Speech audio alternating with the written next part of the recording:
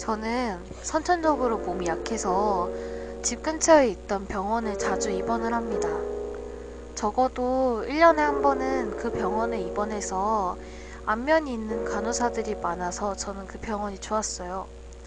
간호사들은 저한테 친절하고 상냥하게 대해주었죠. 근데 밤 12시 이후에는 화장실에 못 가게 했어요. 처음에는 그걸 이상하게 생각 안 했는데 초등학교 6학년이 되고부터는 좀 이상했어요. 왜 화장실에 가는데 일일이 허락을 안 맡으면 안 돼요? 어느 날 아침에 체온을 재기 위해 왔던 그 간호사 언니한테 물었어요. 그러자 그 간호사 언니는 좀 당혹스러운 듯이 좀 위험하기 때문이라는 한마디만 남기고 옆에 있는 환자를 보러 갔어요. 화장실은 제가 있는 병실에서 왼쪽으로 10m 정도 떨어진 장소에 있었습니다. 병원의 복도는 밤에도 좀 밝아서 위험할 것 같진 않았어요. 궁금함을 못 참아서 전 화장실에 가보기로 했죠. 밤 12시가 됐고 당직 간호사는 순찰을 돌지 않을 것이었습니다. 복도로 나온 저는 주변을 좀 둘러보고 인기척이 없음을 확인하고는 눈앞에 있는 화장실로 달렸습니다.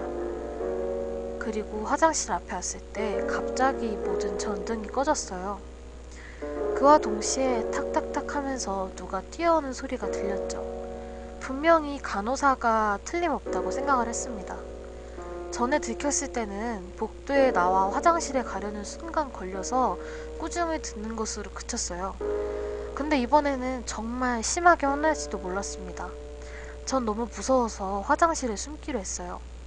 발소리는 벌써 근처까지 다가왔죠.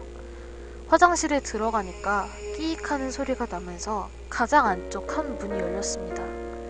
저는 그곳으로 뛰어갔는데 문을 닫을 때 소리를 내고 말았죠. 저는 재빨리 문을 잠그고 바닥에 웅크려 앉았어요. 멀리서부터 문을 두드리는 소리가 들렸어요. 그리고 천천히 문을 열어보는 소리. 저는 식은땀도 나고 숨을 죽이고 소리를 내지 않으려고 일단 애를 썼어요. 하지만 심장 소리가 울릴 때마다 들킬까봐 조마조마했습니다.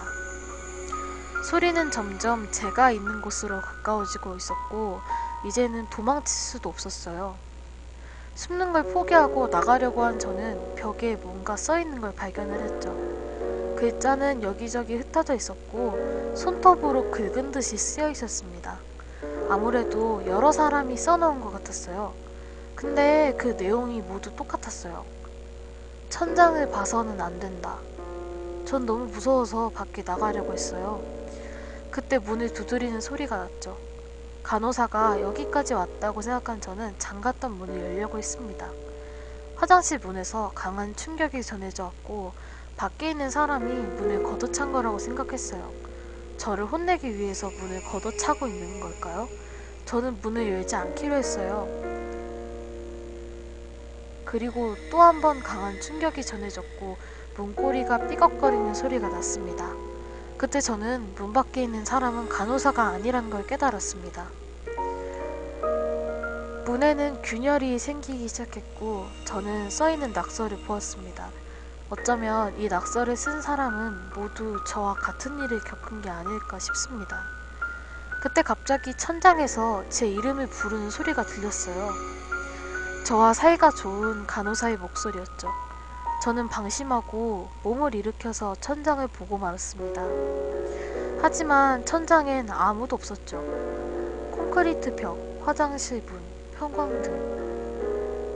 평소와 다름없는 천장에 저는 일단 안도의 한숨을 내쉬었습니다. 순간 바닥에서 목소리가 들렸어요. 여자의 목소리였는데 그때 저는 낙서의 진짜 의미를 이해했습니다. 천장을 올려보면 바닥에 누가 있는지 알 수 없게 된다. 여성의 목소리는 저 밑바닥에서 제가 있는 곳으로 점점 다가왔습니다. 제 몸을 타고 올라오는 듯한 느낌이 들었죠. 도망치고 싶었지만 몸은 말을 듣지 않았습니다. 저는 절대로 밑을 안 보려고 천장을 계속 바라봤죠. 갑자기 뭔가가 시야에 나타났고 간호사 모자를 쓴 여성의 얼굴이었습니다. 너까지 10명째. 그녀는 그렇게 말하면서 제 몸을 암흑 속으로 끌고 들어갔죠.